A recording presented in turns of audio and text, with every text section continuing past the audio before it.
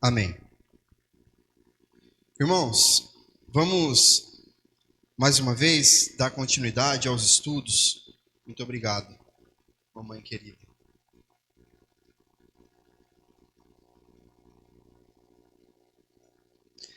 No livro de Mateus, né? Semana passada nós terminamos o capítulo 18, né? Do livro de Mateus. E hoje nós vamos iniciar aí o capítulo 19, né? Capítulo 19, irmãos, se você teve a oportunidade de ler na sua casa, né, mas eu acredito que todos conhecem, né, todos já leram em algum momento. O capítulo 19, ele começa falando e tratando sobre questões relacionadas ao casamento e ao divórcio, né. É um tema bastante discutido, às vezes, no meio da igreja, né, no meio do povo de Deus. E é interessante, irmãos, nós vermos que Jesus, como nós estamos estudando o livro de Mateus, nós vamos percebendo que tudo que é tratado aqui são coisas que fazem parte da nossa caminhada cristã, né? Desde o início ali, onde Jesus começa o seu ministério. Enfim, nós vamos percebendo que cada ensinamento é completamente aplicável às nossas vidas, né? Não é à toa que geralmente quando uma pessoa se converte, a iniciação dessa pessoa, né, como nós chamamos de discipulado, ela se dá geralmente pelo livro de Mateus, pelos evangelhos, né? Justamente porque dentro do evangelho de Mateus e dos outros evangelhos também, nós podemos encontrar um passo a passo do que nós devemos ser nas nossas vidas cotidianas, né? E o casamento, ele é tão importante segundo aquilo que Deus estabeleceu, segundo aquilo que foi criado pelo próprio Deus lá no Gênesis, né? Que ele também faz parte desse contexto em que Jesus vem ensinando coisas tão importantes, né? Não à toa também nós vamos ver mais à frente Jesus falando sobre o final dos tempos também. Então nós podemos perceber uma linha do tempo onde Jesus ele vai moldando o nosso caráter desde o início, do nosso início na fé, até o momento em que ele voltar para nos buscar. Então, tudo que está contido na Bíblia de modo geral, mais especificamente aqui no livro de Mateus, serve para o nosso ensino, né? A palavra toda de Deus, ela serve para o nosso ensino. E muitas das vezes, irmãos, nós ao entrarmos em determinados temas, em determinados assuntos, às vezes nós sentimos um certo temor de lidar com determinados temas, mas o que nós precisamos ter a consciência é de que é Deus falando e não nós. Nós estamos aqui apenas para ouvir a voz do Senhor e obedecer. Nós estamos aqui apenas para sermos instrumentos, canais de bênção na mão do Senhor. Nós somos porta-voz daquilo que o Senhor tem para dizer. Não é sobre o que nós pensamos, sobre o que nós achamos, sobre o que nós somos. É sobre Ele, sobre aquilo que Ele tem nos ensinado, sobre aquilo que Ele tem colocado em Sua palavra, para que nós possamos aprender e praticar. Amém? Vamos ler o texto então, dos versículos 1 até o 12. Diz assim o texto: Quando Jesus acabou de proferir essas palavras, deixou a Galileia e foi para o território da Judéia, além do Jordão. Grandes multidões o seguiram e ele as curou ali. Alguns fariseus se aproximaram de Jesus e, testando-o, perguntaram: É lícito ao homem repudiar a sua mulher por qualquer motivo? Jesus respondeu: Vocês não leram que o Criador desde o princípio os fez homem e mulher e que disse: Por isso o homem deixará o seu pai e sua mãe, se unirá à sua mulher, tornando-se os dois uma só carne? De modo que já não são mais dois, porém uma só carne. Portanto, que ninguém separe o que Deus ajuntou. Os fariseus perguntaram: Então por que Moisés ordenou dar uma carta de divórcio e repudiar a mulher? Jesus respondeu: Foi por causa da dureza do coração de vocês que Moisés permitiu que vocês repudiassem a mulher. Mas não foi assim desde o princípio. Eu, porém, lhes digo: quem repudiar a sua mulher, não sendo por causa de relações sexuais ilícitas, e casar com outra, comete adultério. Os discípulos de Jesus disseram: Se essa é a situação do homem em relação à sua mulher, não convém casar. Jesus, porém, lhes respondeu: nem todos são aptos para aceitar este ensinamento, mas apenas aqueles a quem isso é dado. Versículo 12: porque há eunucos de nascença, há outros a quem os homens fizeram tais, e outros que se fizeram eunucos por causa do reino dos céus. Quem é apto para aceitar isso, que aceite. Irmãos, pois bem, depois ali de professar todo o seu ensinamento, de ensinar as multidões, né? De ensinar as pessoas ao seu redor sobre o perdão, como nós vimos no capítulo anterior, Jesus agora ele vai para a Judéia, ele atravessa o Jordão, né? E vai lá para o lado leste do Rio Jordão. E as multidões ali seguiram a Jesus, conforme o texto diz. E o texto diz também que as multidões que seguiram a Jesus foram curadas. Haviam ali muitos enfermos, muitas pessoas problemáticas, né? E é interessante, irmãos, nós vermos que toda vez onde Jesus estava, tinham pessoas problemáticas. Onde Jesus estava, haviam enfermos. Onde Jesus estava, tinha problemas de todo e qualquer tipo de espécie, né? Isso é interessante, irmãos, para que nós saibamos que o povo de Deus não é um povo perfeito. O povo de Deus é um povo cheio de problemas, que reconhece que precisa estar aos pés de Jesus, porque só Ele é capaz e poderoso de resolver todos esses problemas. Mas ninguém. Nós precisamos ter essa humildade, nós não devemos nos entender como nós somos crentes, nós somos filhos de Deus, né?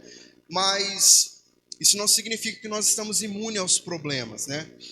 Pois bem, e os fariseus, mais uma vez ali presente, muito provavelmente motivados pelos milagres que Jesus estava fazendo, eles não se conformavam com o que Jesus estava fazendo com as pessoas, eles não aceitavam aquilo, e muito provavelmente, né, por causa disso, eles se aproximam de Jesus e começam a questionar Jesus sobre o divórcio, né? E como sempre, como nós já bem sabemos, a intenção dos fariseus nunca era de aprender, né? A intenção deles era de colocar em descrédito aquilo que Jesus estava falando.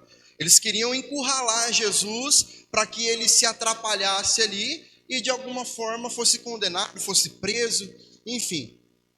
Então, a ideia dos fariseus, irmãos, era de gerar um debate ali em torno daquilo que Moisés diz em Deuteronômio capítulo 24.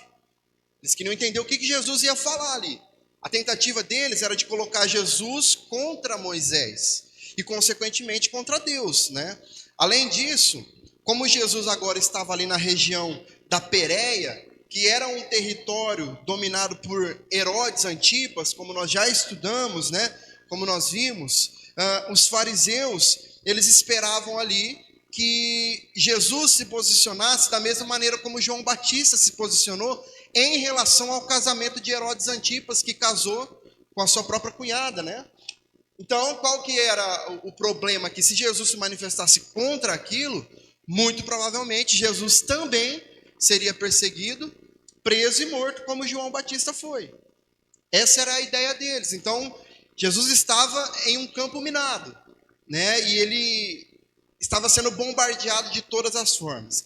E aí a pergunta dos fariseus ali para Jesus não era uma pergunta sincera. Jesus respondesse que não era permitido ao homem, a tradução diz repudiar, né, a sua esposa, mas nós podemos entender também como se divorciar de sua mulher. Eles poderiam dizer que Jesus estava rejeitando então a lei de Moisés.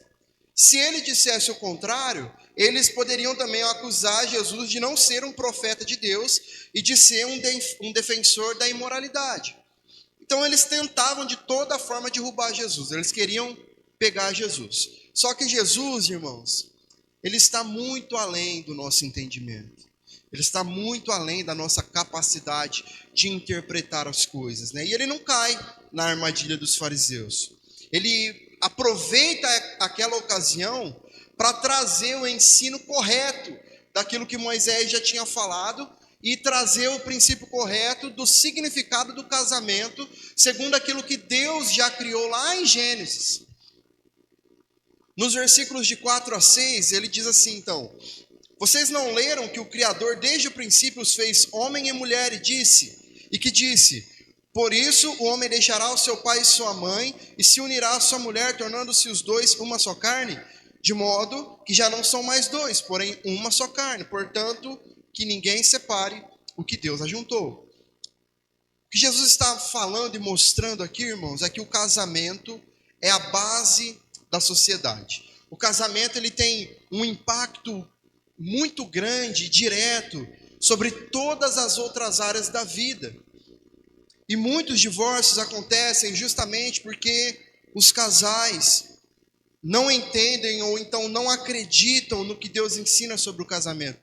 Ou às vezes ainda estão engatinhando e, como o próprio texto revela, por conta da dureza do coração, não conseguem entender determinadas coisas. E aí quando Jesus é questionado então sobre o divórcio, ele não vai em Moisés, ali no que Moisés diz em Deuteronômio, né, como era a vontade dos fariseus. Ele vai em Gênesis, ele vai no princípio, porque lá no primeiro casamento, que já foi realizado pelo próprio Deus, já estava revelado ali o plano para a união entre o homem e a mulher. Isso mostra, irmãos, que o casamento ele deve ser entendido à luz da criação, e não apenas por causa e através dos ideais construídos depois do pecado. Porque tudo que é construído depois do pecado, irmãos, corre um grande risco de ser manchado. Jesus, muito inteligente, não entrou ali no debate dos fariseus. Ele deixou claro aqui que divórcio por qualquer motivo não combina com o propósito original de Deus para o casamento. Segundo o que Jesus fala aqui, o texto de Deuteronômio, escrito por Moisés, no caso, né? Ele não foi nos dado como um mandamento. Ele foi nos dado por causa da dureza do coração humano, como uma forma de lidar com as consequências do pecado no coração humano, e não como uma expressão do propósito eterno de Deus. Ou seja, o divórcio, ele pode até ser permitido em determinadas situações, mas nunca será algo bom em si para a família, e nem mesmo algo que revela o plano eterno constituído por Deus sobre o casamento. Então, o ideal de Deus é que marido e mulher, ao se tornarem uma só carne, vivam em um relacionamento que não acaba. Diante disso, nós precisamos entender qual que é o ponto central, então, do ensino de Jesus sobre o casamento, a princípio. No versículo 4, Jesus lembra que Deus criou homem e mulher, e assim, ambos foram feitos à imagem e semelhança de Deus, com a capacidade de conhecer e de amar a Deus, e também com a capacidade de conhecer e de amar um ao outro. Só que Jesus acrescenta algo essencial aqui. Deus não apenas criou homem e mulher, ele também criou o casamento. Ao contrário do que muitas ideias modernas aí ensinam, né?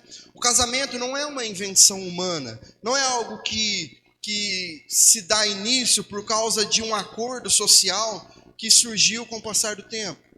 Desde o início da história, o próprio Deus foi quem instituiu e ordenou o casamento. Por isso, irmãos, o casamento se torna a base da sociedade. Logo nos primórdios, Deus começa a história da humanidade, criando o homem, criando a terra, criando tudo que nela há, criando o homem, criando a mulher e instituindo o casamento. A partir dali, a humanidade passa a existir. Então nós podemos dizer, irmãos, que até mesmo, para você ver como que o casamento em si, ele importa para que a sociedade viva bem, até mesmo a saúde da igreja depende da saúde das famílias. Uma igreja com famílias fortalecidas, estruturadas, é uma igreja fortalecida e estruturada também. Muitas vezes, a qualidade da igreja revela a qualidade das famílias que formam essa igreja. Só que é necessário nós entendermos também que o casamento, ele é um sinônimo de renúncia, de entrega. O casamento só consegue prosperar quando as duas partes estão mais dispostas a dar do que a receber.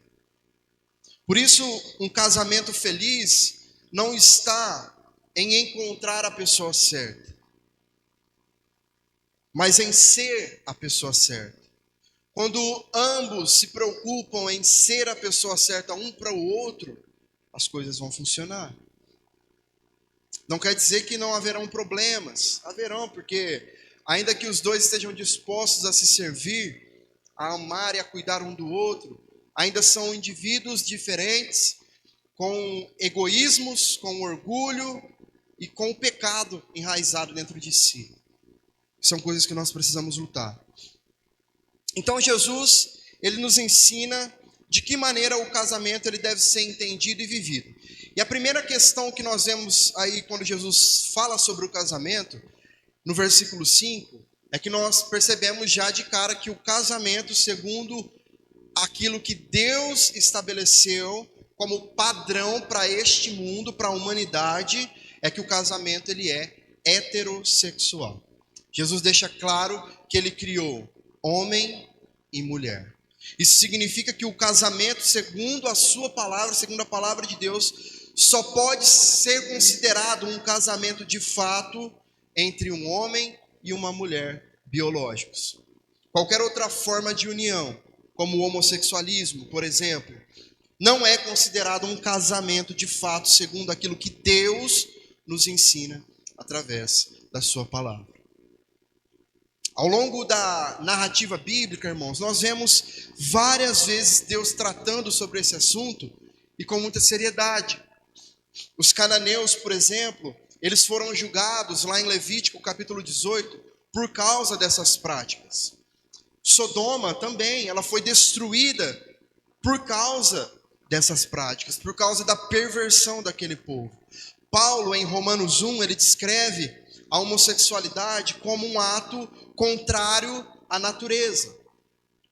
Em 1 Coríntios capítulo 6 também, ele alerta que aqueles que vivem nessa prática não herdarão o reino dos céus, a menos que se arrependam. É importante ressaltar aqui, irmãos, que não são apenas os que vivem nessa prática da homossexualidade que não herdarão o reino dos céus. Todos aqueles que vivem no pecado, independente de qual seja o pecado, e não se arrepende do seu pecado, não abandona o seu pecado, também não herdará o reino dos céus. Não existe, nós crescemos na igreja ouvindo falar sobre isso, né? Não existe pecadinho, pecadão. Todos pecaram e foram destituídos da glória de Deus. Pecados dos mais variados. Se nós estamos aqui achando que porque o nosso pecado é só uma fofoquinha branca, nós estamos melhores com Deus do que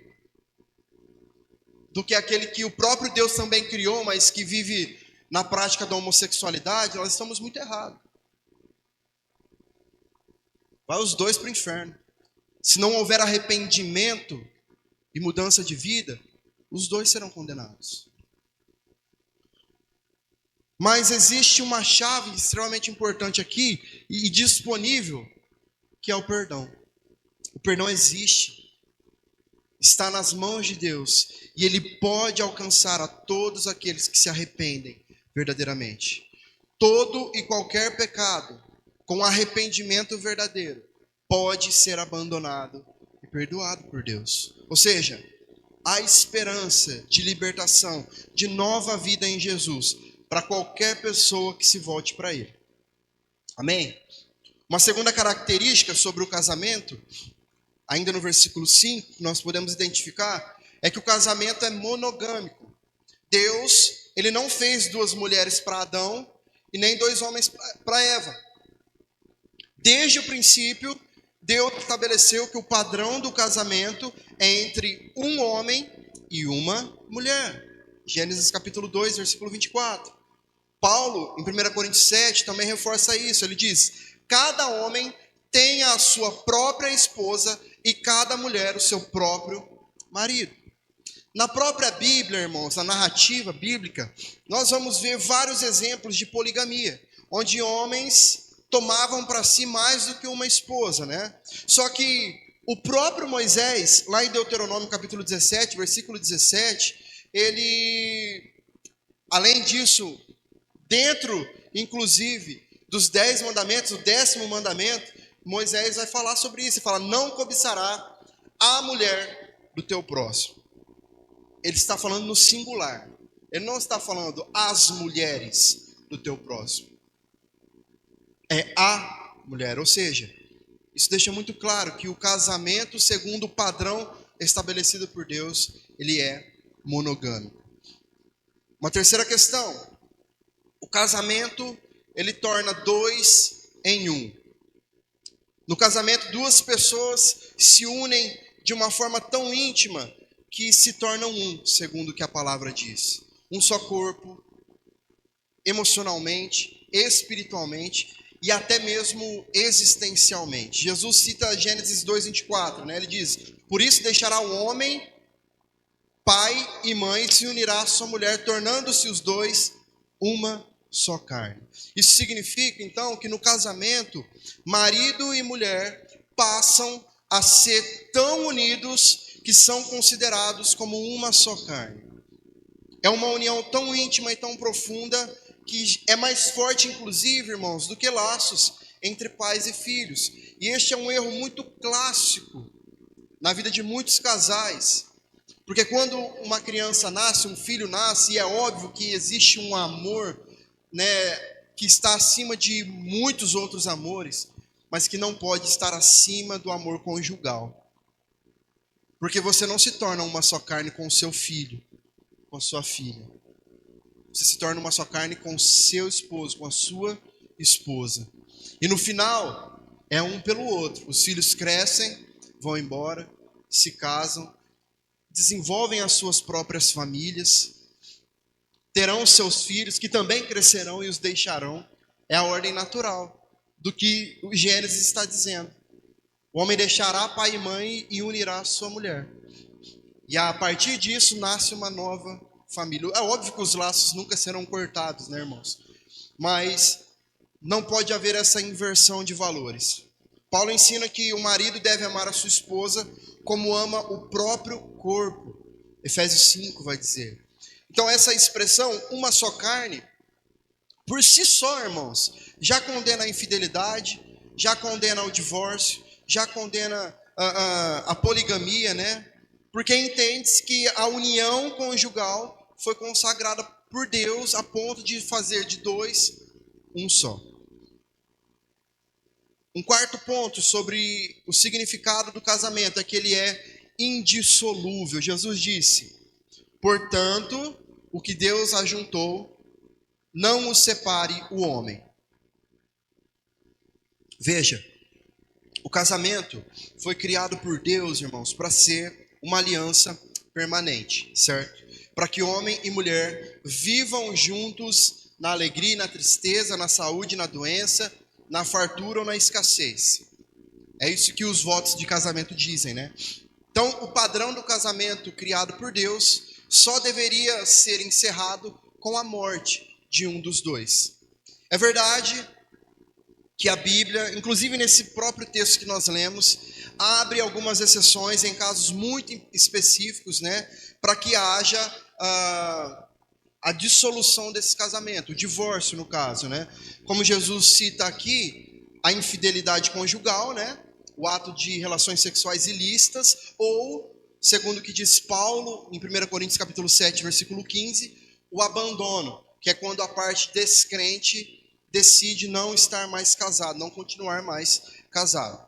Mas fora isso, o divórcio é visto como uma rebelião contra Deus e sempre traz dor e deixa muitas feridas. Ainda que feito da maneira, entre aspas, correta, muitas feridas vão ficar, irmãos. Ainda que a sociedade dos nossos dias tente normalizar o divórcio, hoje em dia é muito fácil. Vamos casar, se não der certo, nós larga. Hoje em dia isso virou comum, é uma rotina, é algo que é quase tão normal quanto casar é se divorciar hoje, né? Só que os princípios de Deus, eles permanecem imutáveis.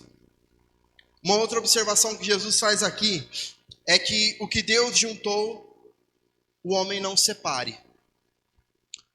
Alguns intérpretes aqui, irmãos, usam esse versículo e acabam trazendo uma certa espiritualização maior do que se deveria para ele. Por quê? Eles entendem que ainda que uma pessoa se divorcie, ela continuará ligada com a pessoa que ela se divorciou eternamente. Por quê? O que Deus uniu, o homem não separa. Só que o texto não fala isso. E uma única letra faz toda a diferença aqui para a nossa interpretação e para o nosso entendimento. O texto diz: o que Deus juntou, não separe o homem. Se o texto estivesse dizendo aqui que o que Deus uniu, o homem não separa, com A no final, o homem não separa, a interpretação aí sim deveria ser que o homem não consegue separar, porque foi Deus quem uniu. Só que o texto está dizendo que o que Deus uniu, o homem não separe. O homem não deve separar. É essa a interpretação. O que Deus uniu, o homem não deve separar. Como nós bem sabemos, irmãos, nós acabamos fazendo muita coisa que Deus disse que nós não deveríamos fazer. Não é verdade? Todos os nossos pecados são coisas que nós não deveríamos fazer e mesmo assim nós fazemos. Só que nem por isso, quando há arrependimento verdadeiro e genuíno e nós deixamos de praticar tais atos, nós continuamos ligados a essas coisas. Deus, ele é soberano, ele é perfeito em tudo que ele faz, só que ele também nos criou com uma certa liberdade de escolha, para que nós tomemos algumas decisões e façamos algumas escolhas, e nem sempre essas decisões e essas escolhas estarão de acordo com o plano original de Deus. É quando nós quebramos a cara, é quando nós nos arrependemos, é quando nós fazemos tudo do jeito que nós achávamos que deveria ser, mas não era para ser. Então existe uma diferença aí. Uma quinta característica sobre o casamento é que o casamento não é uma obrigação. Embora o casamento seja a regra que Deus estabeleceu para suprir a solidão humana, né? Há algumas exceções. Jesus, ele cita os eunucos, né? O que eram os eunucos? Eu até tentei pegar aqui uma definição sobre os eunucos, que o texto vai dizer, lá no versículo 12, que... Deixa eu abrir aqui, para ficar mais fácil.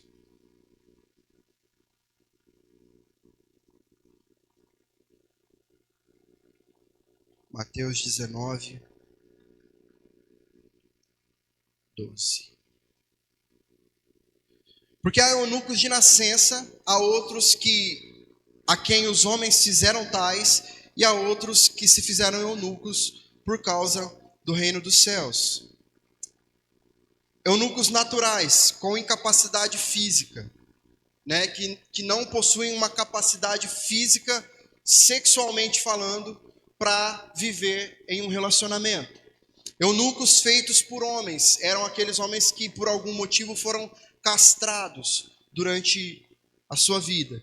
E os eunucos voluntários são pessoas que optavam pela abstinência sexual para servir a Deus de maneira integral. Então Deus mostra que no decorrer da vida existirão pessoas que se encaixarão nessas três questões, né? Só que o celibato, irmãos, não é uma obrigação, né? Só que é algo dado por Deus para algumas pessoas específicas. Paulo diz em 1 Coríntios 7,32: quem não é casado, cuida das coisas do Senhor, de como agradar o Senhor. É importante nós lembrarmos que o celibato não torna a pessoa mais santa do que os casados. Só que é uma forma diferente de servir a Deus, né? Obviamente, essa pessoa terá mais tempo, poderá se empenhar mais, porque não tem as obrigações de casa, né? Com seu cônjuge, né? Então, o ponto central, irmãos, aqui, que Jesus está mostrando é que todos nós, cada um de nós, cada pessoa deve discernir a vontade do Senhor para a sua vida, seja no casamento ou no seu estado de solteiro, independente de onde esteja, ok? E agora nós vamos dar um destaque aí também para a parte em que Jesus vai dar uma ênfase maior sobre o divórcio, certo? Porque além deles tentarem encurralar Jesus ali, os fariseus, com os ensinamentos de Jesus sobre o divórcio, né? Eles também queriam prender Jesus em um debate teológico que era muito clássico dessa época aqui, que era o confronto entre duas escolas rabínicas, que era a escola de Shammai e a escola de Hillel. A escola de Shammai tinha uma visão mais restrita, né? Eles diziam que o divórcio só era permitido em caso de imoralidade sexual e ponto. Já a escola de Hillel era mais liberal, né? Até demais, no caso, porque eles diziam que o homem poderia se divorciar da sua mulher por qualquer motivo. Até mesmo se ela queimasse o arroz em casa, se ela queimasse a comida, ou se ele achasse no meio do caminho uma mulher que o agradasse mais, ele poderia se divorciar de sua mulher. Só que Jesus, irmãos, não está nem um pouco interessado aqui em entrar nesse tipo de discussão. Veja como a igreja ela tinha o péssimo hábito de se dividir desde os primórdios, né, irmãos? Se apegando a discussões que não levariam ninguém a lugar algum.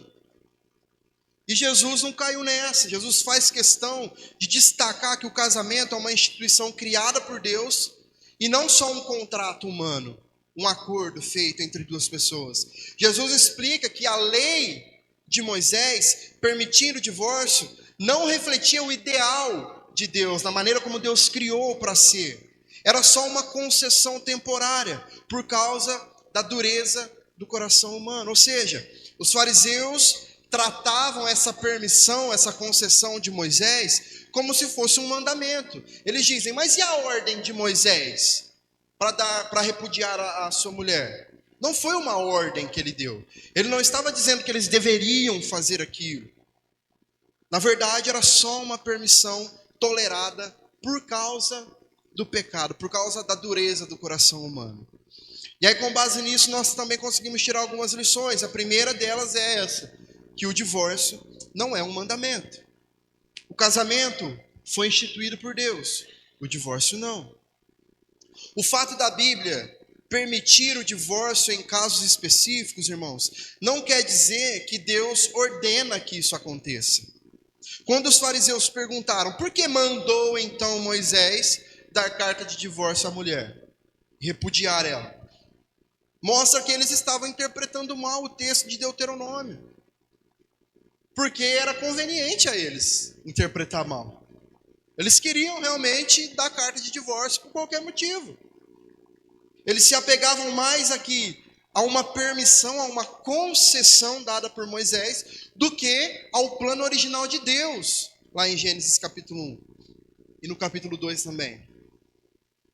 Moisés ele ensina lá em Deuteronômio, capítulo 24, que se um homem encontrasse algo de indecente em sua esposa, poderia dar-lhe carta de divórcio e deixá-la livre para se casar com outro. Só que esse segundo casamento, caso ele viesse também a terminar, o primeiro marido não poderia receber de volta essa mulher. Então Moisés, ele não estava instituindo aqui o divórcio. Ele estava colocando limites, justamente para proteger a mulher de muitos abusos que ela poderia sofrer.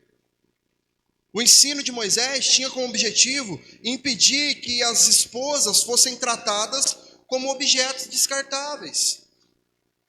É importante entender também que o divórcio já existia antes de Moisés, tá? Não foi Moisés quem inventou a ideia do divórcio, não.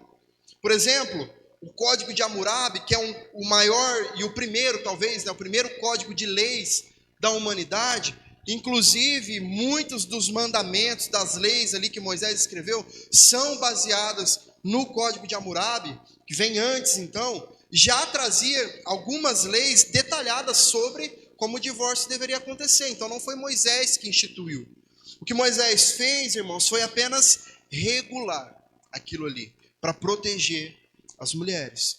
Ainda assim, muitos fariseus distorciam essa permissão e tratavam essa permissão como se fosse uma ordem, um mandamento, porque lhes convinha que fosse assim. E aí Jesus corrige esse erro deles, mostrando que há uma grande diferença entre uma ordenança de Deus, que é o casamento, e uma permissão temporária por causa de motivos muito específicos, que era o divórcio. Em segundo lugar, o divórcio, segundo o texto aqui que nós estamos estudando hoje, o divórcio é permitido em caso de relações sexuais ilícitas. No Antigo Testamento, o adultério ele era punido com morte.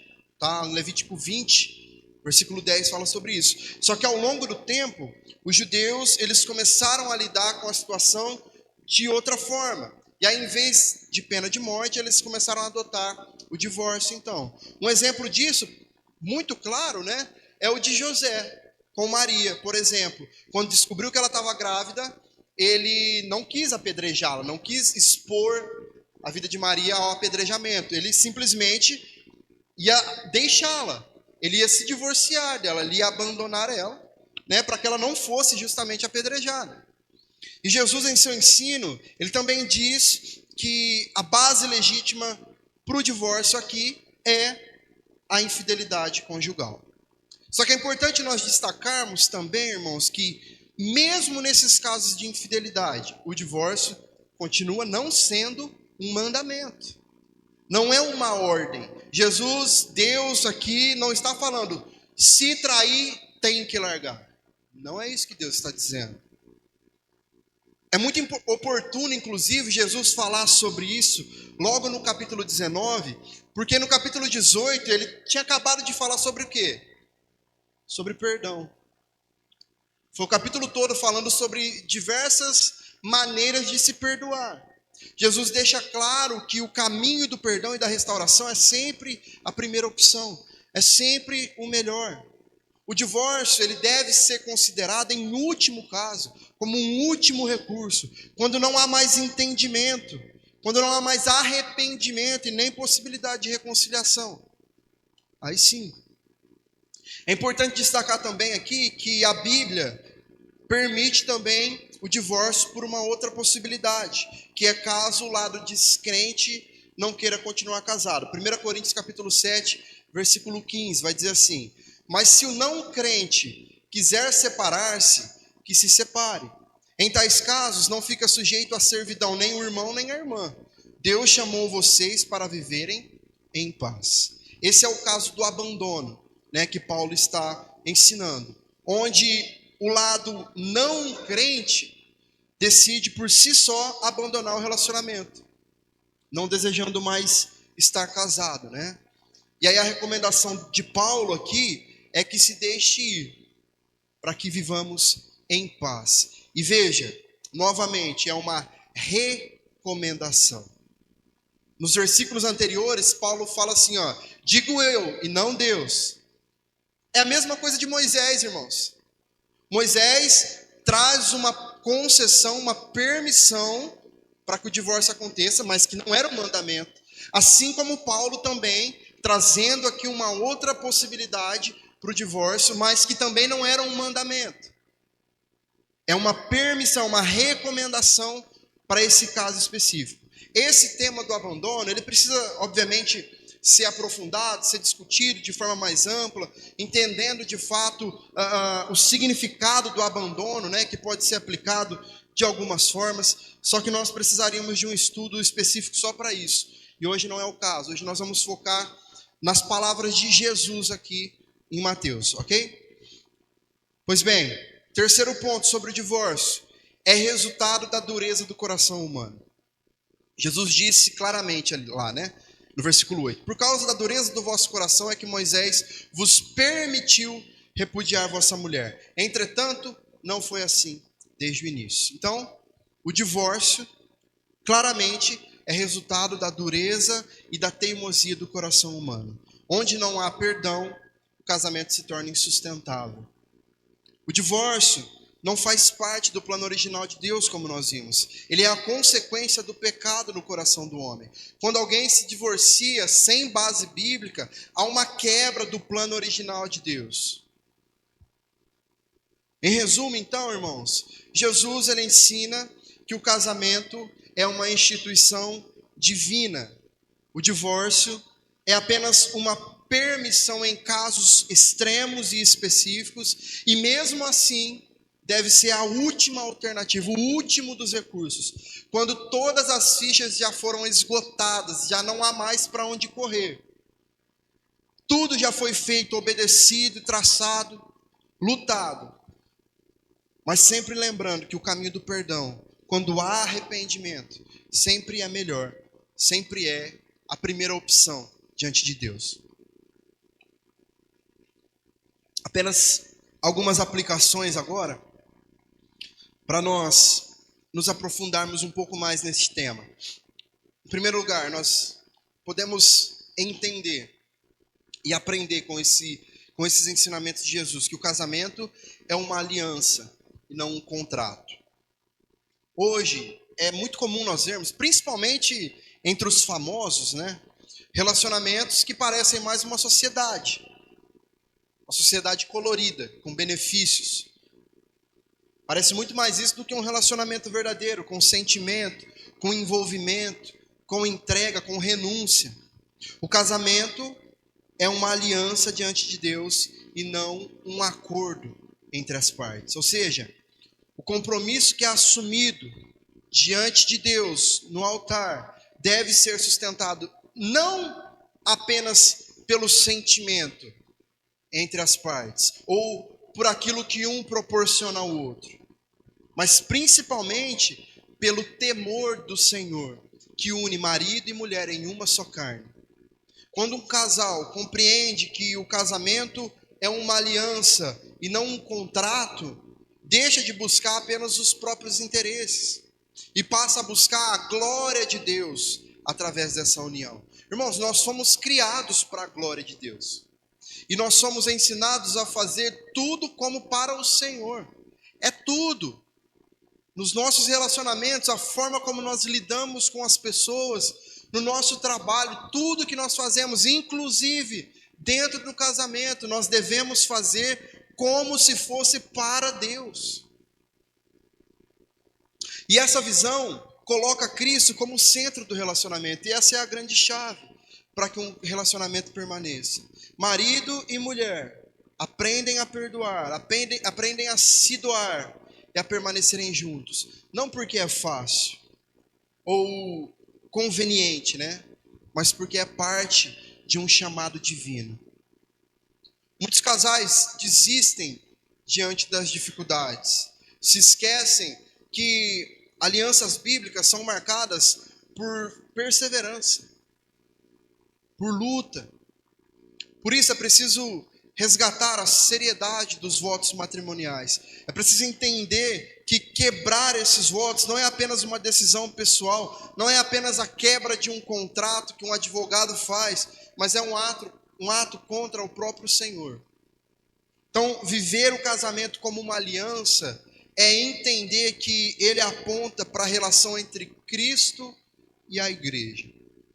Cada lar cristão é um reflexo, deve ser um reflexo, revelando ao mundo a fidelidade e o amor de Cristo. O testemunho de um casamento sólido e firmado em Deus, irmãos, não abençoa apenas o casal, aos cônjuges, abençoa toda a família, abençoa a igreja, desenvolve pessoas a serem também casais assim, abençoadores. E uma segunda aplicação que eu gostaria de trazer para nos fazer refletir é que nós precisamos pensar sobre a dureza do nosso coração. Jesus disse que o divórcio foi permitido por Moisés por causa da dureza do coração. Isso revela aqui para nós que a raiz do divórcio, irmãos, está no pecado, na incapacidade de amar de perdoar, de se reconciliar. Esse ensino nos traz um alerta para a necessidade que nós temos de cultivar corações quebrantados diante do Senhor. Não é só sobre o relacionamento em si, irmãos. Um relacionamento ele acaba por diversos motivos, vários motivos. Mas, irmãos, nós nunca vamos ver um relacionamento, um casamento se acabar se ambos estiverem firmados em Deus. É simplesmente impossível de acontecer. Não tem como. Muitos términos de relacionamentos poderiam ser evitados se houvesse maior disposição em ouvir, em perdoar, em recomeçar em Cristo, fazendo de Cristo o centro de um relacionamento. Isso não significa, irmãos, ignorar os casos de infidelidade, de abandono, e nem de viver como escravos de uma relação falida, onde não há desejo de mudança. Não é isso também. Mas significa que nós devemos nos lembrar que o Evangelho sempre abre espaço para restauração, quando há arrependimento genuíno. E nós vivemos em uma cultura que aceita e justifica a separação por qualquer motivo, né? E Jesus nos confronta aqui, irmãos, mostrando que o problema não é o casamento. Quantas pessoas que, ao ouvirem que alguém vai se casar, falam assim: rapaz, não faz isso não, que você está arrumando para a tua vida. Às vezes até em um tom de brincadeira, né? Para mostrar que às vezes o casamento não é lá aquela Brastemp, né? Não é lá aquelas coisas. Mas o problema não está no relacionamento, no casamento. O problema está em nós, no pecado do nosso coração, no nosso egoísmo, nas nossas limitações, na nossa falta de amor, na nossa falta de perdão. O problema está em nós. E o divórcio não é só um drama familiar, é também espiritual, porque revela a nossa dificuldade de obedecer à vontade de Deus. Como eu disse, nós nunca vamos ver um casal em que as duas partes buscam a Deus sobre todas as coisas. Nós não vemos um casamento desse se acabar. E a questão da dureza do coração, irmãos, também deve ser analisada por uma outra perspectiva aqui, que é sobre a nossa religiosidade.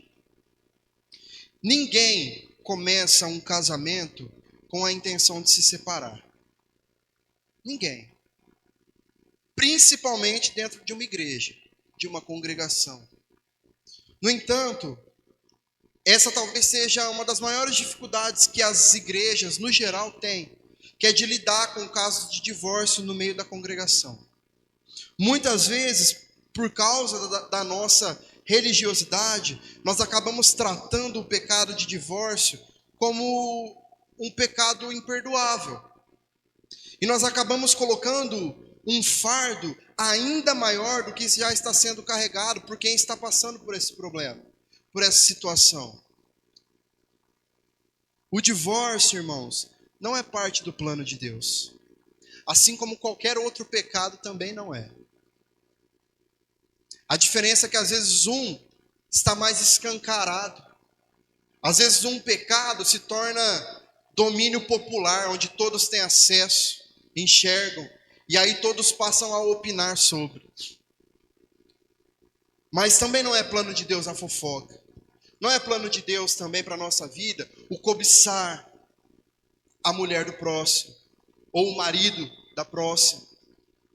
Coisas que ninguém sabe, ninguém vê, mas nós em nosso íntimo também estamos no erro, também estamos em pecado. Nenhum pecado é plano de Deus para as nossas vidas. E nós, como igreja do Senhor instituída neste mundo, nós precisamos ser uma rede de apoio para as pessoas que passam por essas situações. Todas elas, todos os pecados. O ser humano, como nós falamos lá no início, todos pecaram e foram destituídos da glória de Deus. Se a glória de Deus te alcançou, me alcançou, nós somos responsáveis, irmãos, de dar continuidade nisso, fazendo com que essa glória, através do nosso testemunho, através da nossa pregação, também alcance outras vidas pelo poder do Espírito Santo. Então nós precisamos ser uma igreja que está disposta a amar, a tratar, a exortar, a corrigir e a restaurar vidas. Nós somos chamados para isso. Então, nós devemos ter um coração moldado por Jesus, independentemente do lado em que nós estivermos, encontrando forças para amar além do erro, amar além das falhas. É nesse ponto que o Evangelho faz toda a diferença, irmãos. O Evangelho, ele nos capacita a viver alianças de forma que o mundo não entende. Porque é o próprio amor de Cristo que nos sustenta, ainda que nós não mereçamos. Então nós concluímos que esse ensino de Jesus, em Mateus 19, nos ensina que o casamento é muito mais do que uma união humana. É o reflexo da aliança entre Cristo e a igreja. Onde há dureza de coração, ele oferece graça para restaurar. Onde há falhas, ele oferece perdão. Onde há solidão, ele oferece a sua presença. Seja no casamento, seja na solteirice, a nossa vida encontra sentido somente em Cristo. Ele é o fundamento que sustenta as nossas relações, os nossos relacionamentos. O exemplo de amor sacrificial e a esperança de uma aliança eterna que jamais será quebrada, só pode ser encontrado em Cristo. Amém?